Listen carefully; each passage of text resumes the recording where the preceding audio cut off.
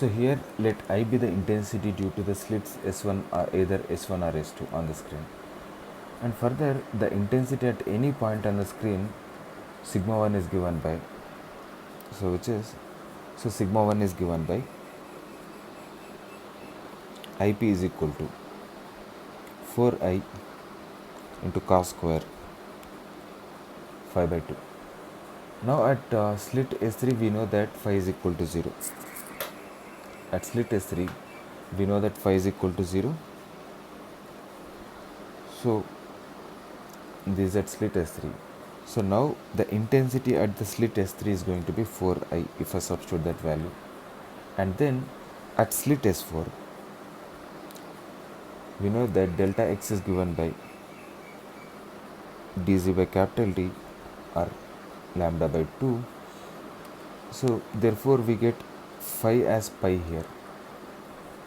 Okay, and this implies that the intensity at slit 4 is basically going to be 0. So I'm just substituting the value of phi in IP. Okay, now on screen S2, screen sigma 2, the I max is given by under root I due to S3 plus I due to S4 whole square, which is nothing but 4I.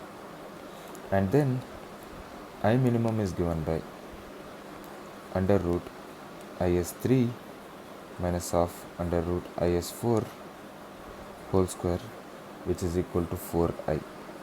So clearly I max by I minimum is going to be 1. And then the next part. So the next part, so we know that Z equal to capital D lambda by 4D.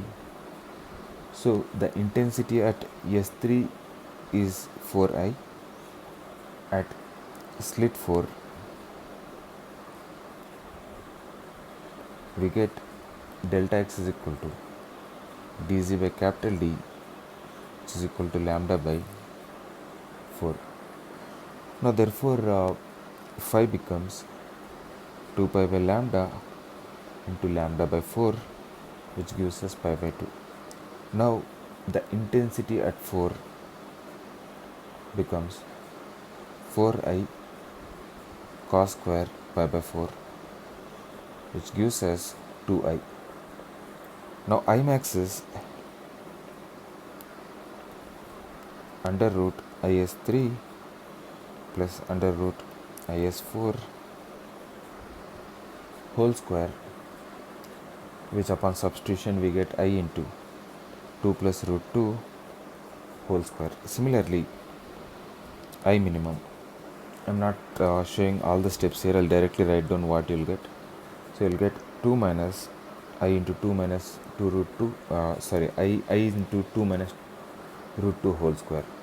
So from this, the ratio between max and minimum,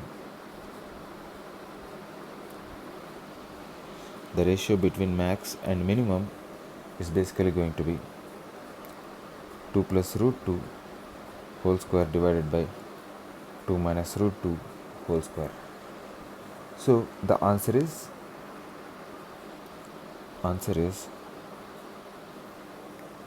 1 and 2 plus root 2 divided by 2 minus root 2 whole square.